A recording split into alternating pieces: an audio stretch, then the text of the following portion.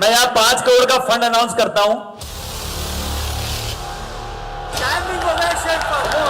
देव Bindra ji assess करेंगे। This is amazing. This is life changing. This is life changing. Lalit ji बोल रहे हैं कि मैं 5 करोड़ रुपया आप में से किसी पे भी इन्वेस्ट करने को डिवाइड करके अलग अलग लोगों में तैयार हूं। अगर आपको प्रोजेक्ट बनाना है, पर्सनालिटी नहीं, तो क्या किया जाए, टेक्नोलॉजी का इस्तेमाल कैसे किया जाता है, कैसे बिल्ड किया जाता है, आज मैं आपको मिलवाने वाला हूं एक खास शख्सियत से जिनका दर्जी का काम था, टेलर का दुकान था, छोटा सा। जब ये बोलेंगे ना तो आपको मजा आएगा, सुनना चाहेंगे? उनकी स्टोरी कि कैसे उन्होंने टेक्नोलॉजी बिल्ड करके ऑर्गेनाइजेशन को स्केल अप किया, उनकी स्टोरी कि कैसे उन्होंने समय से ईआरपी को तैयार किया। I am here is what I am introducing to you mister Lalit Agarwal, chairman V-Mart. Sir please come on the stage. Welcoming mister Lalit Agarwal. आइए सर, आइए। आई एम गेटिंग गूज़बम्प्स, मेरे रोंगटे खड़े हो गए हैं। Look at that positive energy, look at the energy that you have created. छोटी सी कहानी है, 2003 में वी-मार्ट की स्थापना हुई, मैंने अपना स्टोर बनाया। 2008 में हमारे पास आदित्य बिरला आया और वो हमारी कंपनी में इन्वेस्ट किया। उनको लेके आके हम इमीडिएटली ग्रो किए, और जब ग्रो करते हैं तो गलतियां भी करते हैं। जब आपके पास पैसा आ जाता है, सिर चकराने भी लग जाता है, दिमाग के ऊपर कौवा बैठ जाता है।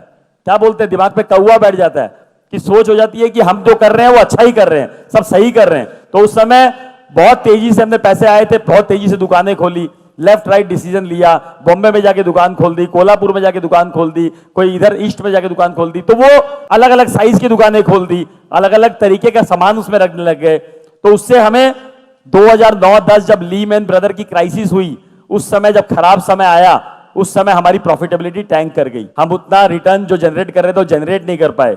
हमारे को रियलाइज हुआ सडनली 2010 में कि यार हम तो बहुत सारी गलतियां कर ली हैं। तो उस गलतियों को हमने बैठ के लिखा, हमने अपनी एक बोर्ड मीटिंग बुलाई, उस बोर्ड मीटिंग में हमने उसको चॉप डाउन किया।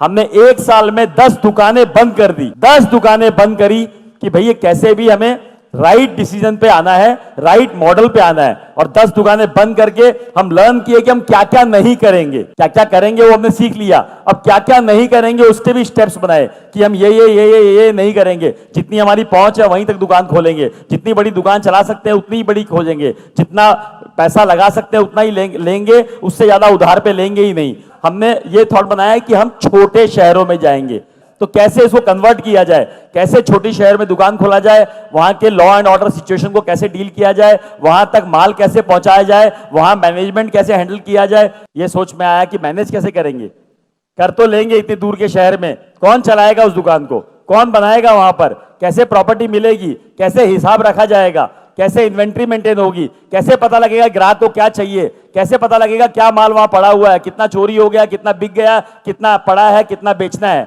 ये सारे सवाल आए। उन सारे सवालों का जवाब खोजने की कोशिश की गई कि कैसे उस जवाब का सवाल खोजा जाए।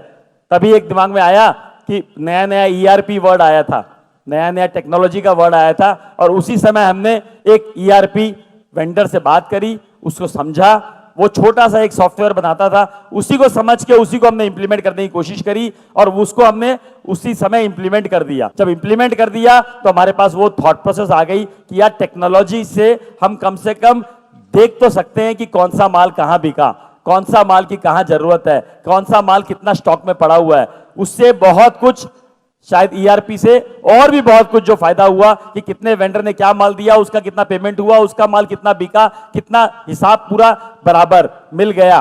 तो सबसे पहली शुरुआत वहां से ईआरपी से हुई, और हमने छोटे शहर में पेनिट्रेट किया, और छोटे शहर ने हमें इतना रिवॉर्ड किया क्योंकि इतनी बड़ी जनता है जो कि आप हर कोई चाहता है कि अच्छा दिखे, अच्छा पहने, अच्छे से रहें और अच्छे अपने बच्चे को और परिवार को देखें। तो हर कोई चाहता है, लेकिन उसको अपने पॉकेट साइज में अगर मिल जाएगा तो वो लेना चाहेगा। ऐसा कोई रॉकेट साइंस नहीं है कि हमें रॉकेट बनाना है, हमें एक सिंपल काम करना है। अगर हम ध्यान से फोकसफुल करें तो काम हो जाएगा। क्वालिटी जो है पैसे डालने से नहीं बनती है, क्वालिटी खाली केयर, मेहनत और राइट नॉलेज से बन सकती है।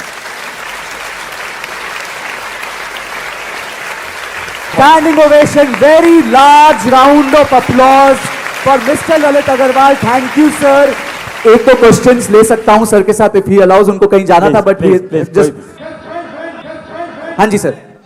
जब बात आती है वेंडर की, वेंडर कहते हैं मेरे को 5 रुपए सस्ता चाहिए, ये आदमी 5 रुपए सस्ता दे रहा है सर, उसमें हम आके फंस जाते हैं रेड ओशन में। हम नया प्रोडक्ट लॉन्च करते हैं, कल को वो नहीं बिकता तो हमारा बड़ा लॉस होके बैठ जाता है। हमें शहद बनना है, मधुमक्खी अपने आप आएगी।